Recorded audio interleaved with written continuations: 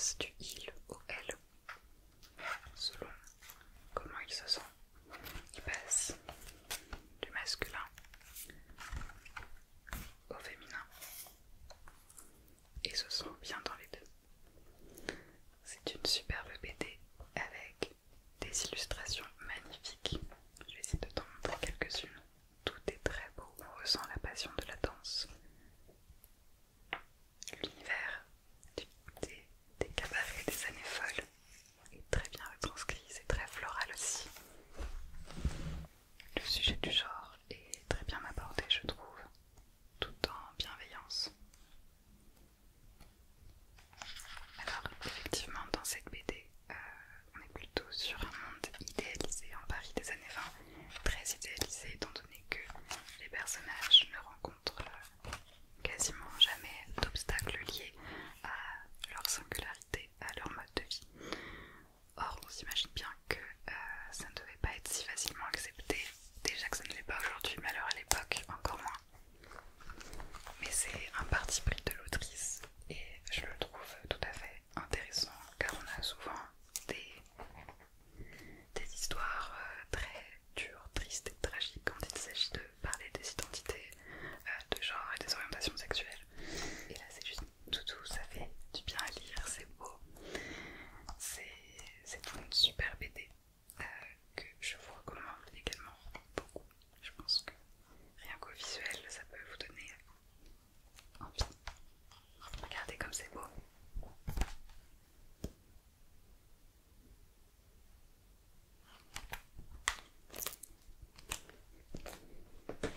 Donc merci beaucoup Julia pour tes recommandations et tes prêts de BD.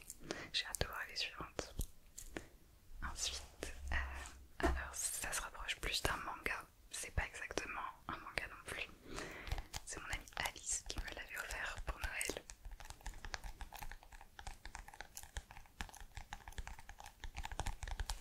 Il s'agit du petit guide des chats baroudeurs avec les petits chats Mauboussantes. Alors là, il n'y a pas vraiment d'histoire, c'est plus du contemplatif et du mignon. Et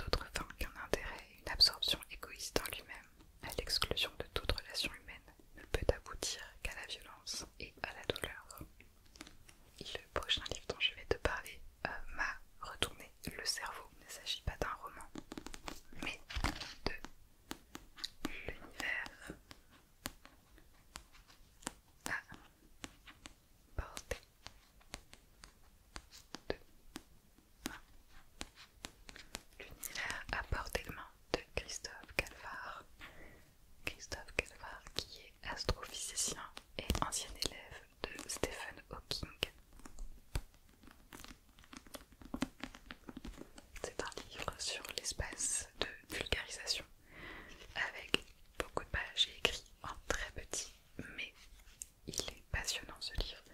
Et surtout Christophe Calvart est très pédagogue, il explique simplement à la portée de tout le monde des concepts qui sont vraiment pas si évidents.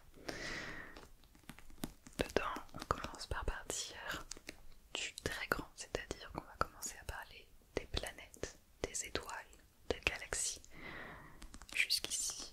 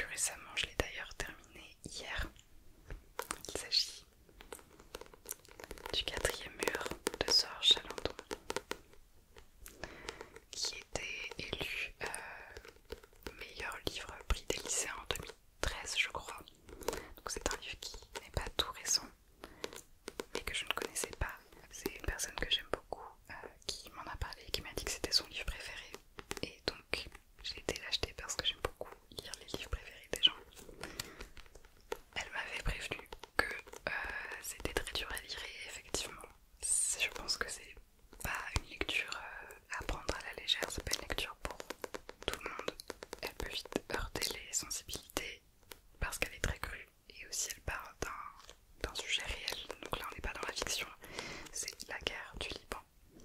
C'est l'histoire, et tout simplement de lire le résumé. L'idée de Samuel était belle et folle. Monter l'Antigone de Jean Anouilh à Beyrouth, voler 2 heures à la guerre en prélevant dans chaque camp un fils ou une fille pour en faire des acteurs, puis rassembler ses ennemis sur une scène de fortune, entre cours détruites et jardins saccagés. Samuel était grec, juif aussi, mon frère en quelque sorte. Un jour, il m'a demandé de participer à cette trêve poétique. Il me l'a fait promettre à moi, le petit théâtreux de patronage. Et je lui ai dit oui. Je suis allée à Beyrouth le 10 février 1982, main tendue à la paix, avant que la guerre ne m'offre brutalement la sienne. J'ai les larmes aux yeux rien que de repenser à ce livre. Déjà, c'est extrêmement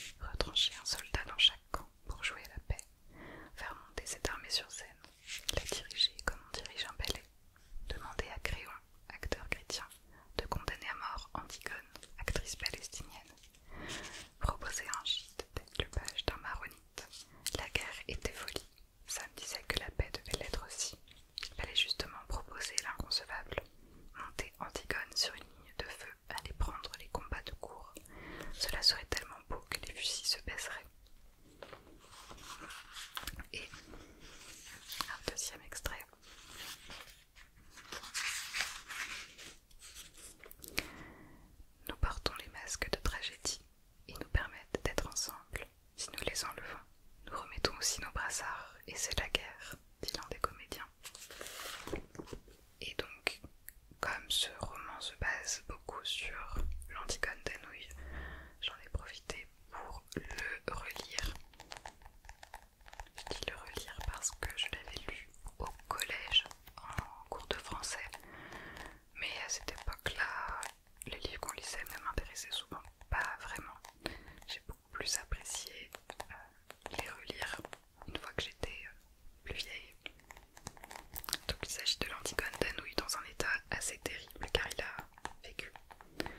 D'ailleurs j'ai un peu honte, j'ai même beaucoup honte, mais au collège j'étais très fan d'Orelsan et donc j'ai remplacé l'édition La Table Ronde par La Terre est ronde.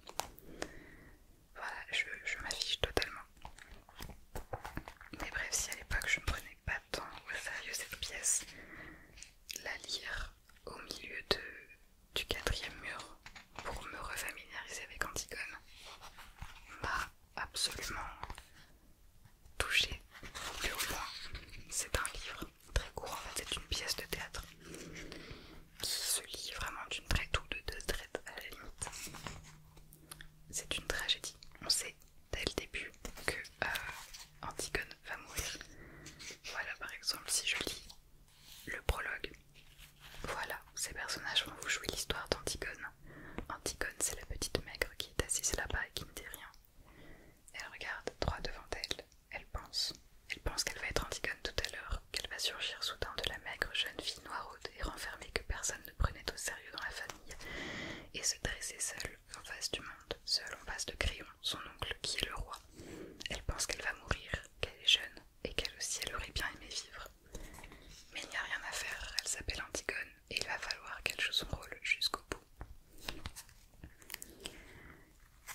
On a donc une présentation des personnages, en résumé l'histoire d'Antigone, donc là c'est repris par Anouilh. C'est sur le roi de Thèbes, Créon, qui voit ses deux fils s'entretuer, et pour donner un exemple, il décide d'arbitrairement dire que l'un était responsable et l'autre victime, et que le responsable ne doit surtout pas être enterré, et que la victime aura droit à une cérémonie digne de ce nom. Antigone trouve ça injuste. Antigone c'est la nièce de Créon, et va tout faire pour résister à cette loi qu'elle juge absurde et pas fondée. Elle veut absolument offrir à son cousin, je suis pas bonne dans les relations familiales, une sépulture digne de ce nom, et va donc braver l'autorité pour le recouvrir de terre. Elle va en être déterminée, quitte à mourir, et même quand elle aura l'occasion de s'en sortir, puisque c'est quand même son oncle et que ce n'est pas une bête cruelle, elle va faire passer ses convictions avant la vie. Et donc, cette œuvre d'Anouilh sortie en 1944 est très imprégnée du contexte de la guerre et de l'occupation, avec Antigone en figure de résistance bornée, et nous pose beaucoup de questions sur la résistance face au pouvoir. Quelle loi doit-on accepter, quelle loi doit-on briser? Et j'ai trouvé ça très juste de la retransposer dans un autre contexte de guerre, un contexte différent. Antigone avait été jouée en 1944 dans un théâtre. Celui-ci est censé être joué dans des ruines au Liban. Donc j'ai beaucoup aimé redécouvrir Antigone. C'était une superbe lecture et j'aimerais beaucoup voir la pièce de théâtre un jour. Et voilà, j'en ai terminé avec les livres. J'ai vu pas mal de films au cinéma. J'ai un lobby des cartes illimitées UGC à côté de moi, dans mon entourage, donc j'y vais beaucoup plus qu'avant. Même si j'ai pas la carte illimitée, je vais y réfléchir parce que c'est vrai que j'y vais quand même souvent. Je vais pas te parler de tous les films que j'ai vus dans la période parce que sinon ce serait beaucoup trop long. Je vais juste te parler soit de mes préférés, soit de ceux dont j'ai envie de te parler. Bon, comme souvent j'arrive après la vague, je vais te parler d'un film qui a été oscarisé. Je parle d'Anatomie d'une chute.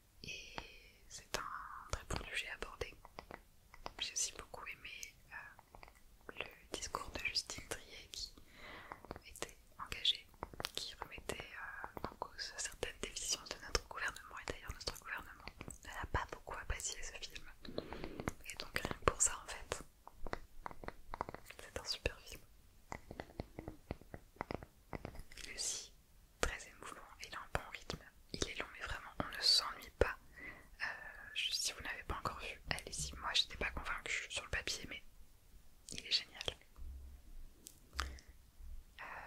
Très récemment, quelques jours, j'ai été voir. Alors, je te montre d'abord l'objet que j'ai choisi. Je vais voir si tu devines le film avec.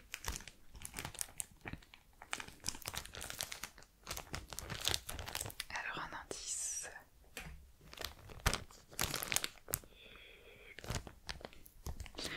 J'ai été voir le film québécois Vampire humaniste,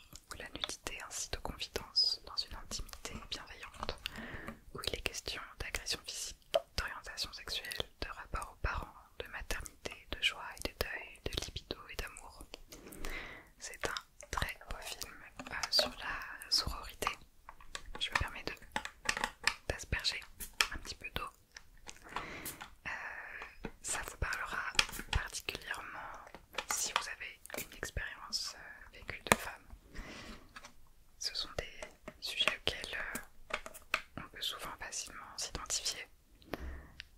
On écoute avec elles leurs témoignages comme si on était dans le sauna, à les écouter sans jugement, à partager ses vécus et ses ressentis. Il y a beaucoup de plans très serrés sur des corps, sur des gouttes d'eau, que ce soit des gouttes du sauna, des gouttes de condensation, de transpiration et parfois de larmes, tout se mélange. C'est un très beau film et j'étais ravie de le découvrir par ce biais parce que sinon je ne sais pas si j'aurais eu l'occasion de le voir ou d'en entendre parler. Mais je suis ressortie en ayant un sentiment de grande compassion et de sororité. Voilà, je crois que tu es assez aspergé d'eau maintenant. Aussi, j'ai eu l'occasion de voir Jurassic Park 1 au cinéma. C'est un film que j'avais déjà vu plusieurs fois, mais j'avais toujours voulu le voir sur grand écran, comme si j'étais un enfant dans les années 90. Et passé à l'Institut Lumière et la salle était remplie de fans nostalgiques de ce film. Bon, je vais pas faire un synopsis, je pense que la plupart d'entre vous le connaissent. J'adore ce film et franchement le premier n'a quasiment pas vieilli, c'est assez fou.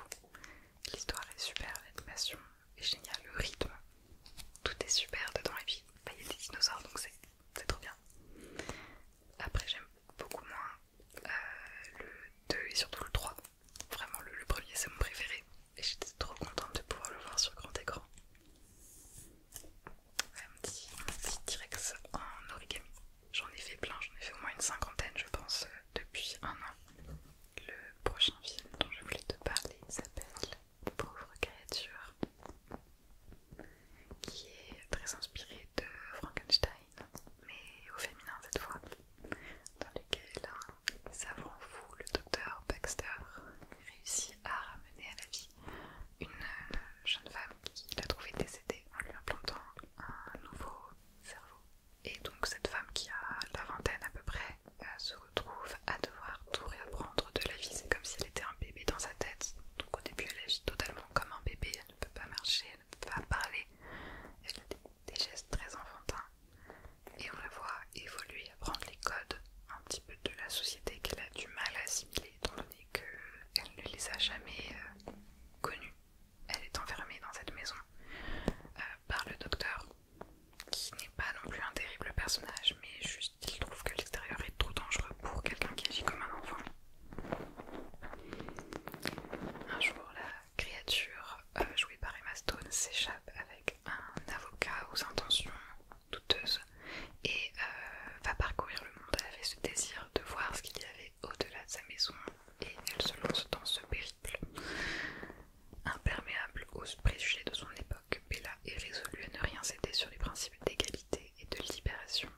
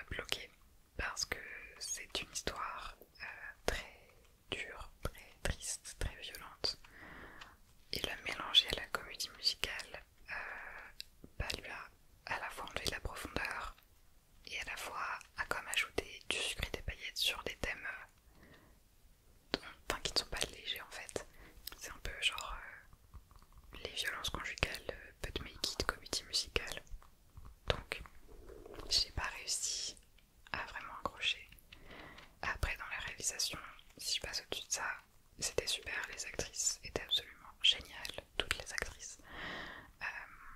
Les décors étaient jolis, techniquement c'était bien réalisé, le côté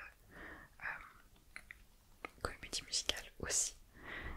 C'est juste, voilà, ce fossé entre le sujet et la forme qui m'a posé problème. En tout cas, je vous conseille vraiment de regarder, enfin de lire le livre. Et je sais qu'il y a aussi un film qui est sorti en 1985, fait par Spielberg sur cette histoire, mais personnellement je ne l'ai pas vu.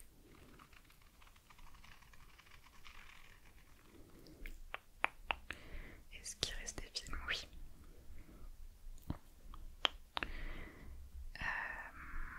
Un dernier film. Et après il y aura aussi une série. Qu'est-ce que j'ai fait cet objet? J'ai vu L'Illogien de Wes Anderson. J'avais été très convaincue par Fantastic Mr. Fox et je voulais voir ce qu'il avait fait d'autre en stop motion.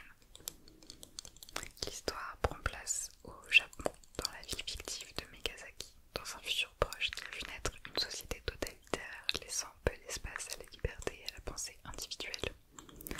À la suite d'une épidémie de grippe canine, le maire décide unilatéralement d'expédier tous les chiens, fidèles compagnons de l'homme, sur une île remplie de déchets pour les mettre en quarantaine. C'est sans compter sur son neveu, intrépide Atari, qui mettra tout en œuvre pour y trouver son chien adoré Spots, emmené lui aussi sur cette île reculée. Alors j'ai été vraiment subjuguée par le stop motion. C'était très satisfaisant visuellement à regarder, très symétrique, très beau, très pas très Wes Anderson en fait.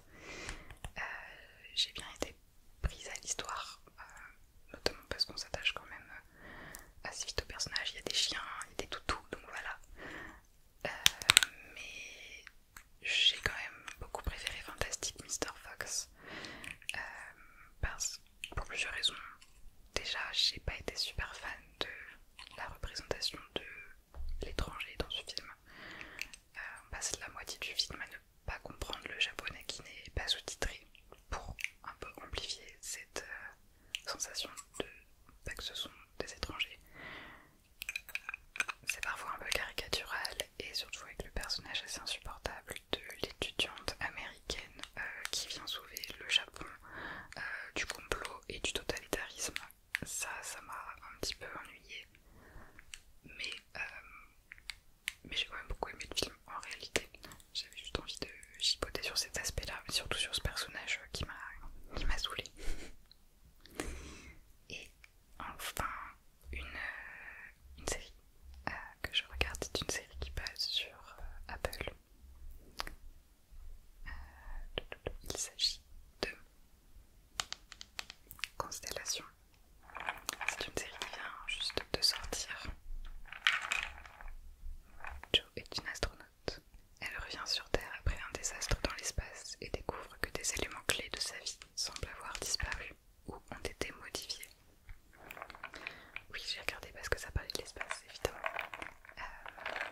C'est une série que je n'ai pas terminée malheureusement parce que le dernier épisode sort après-demain au moment où je tourne cette vidéo. Donc je vais devoir la juger sans le dernier épisode. À la limite, je pourrais insérer un petit texte pour donner mon avis à un moment. Mais jusqu'ici, j'aime beaucoup. Ça prend un tournant assez science-fiction, assez thriller, complot. Je sais pas si ça fait sens ce que je dis. Mais au début, Jo est dans l'espace. Elle manque de mourir dans l'espace en fait. Elle réussit à s'en sauver in extremis. Et voilà, il y a différentes choses qui changent. Elle croit qu'elle devient folle. Tout le monde pense qu'elle devient folle d'ailleurs. Mais en réalité, il y a une histoire de ce que j'ai compris, d'univers parallèle, etc. Je ne vais pas trop t'en dire plus, mais c'est sur fond de gros complots globalement. C'est une série assez cool. Au début, on est un peu perdu, mais il faut persévérer pour comprendre ce qui se passe parce que tout est finalement expliqué. J'ai très hâte de voir le dernier épisode, franchement. C'est pas très gai comme série, une fois de plus, par contre, je préfère prévenir. Et aussi, je suis moyen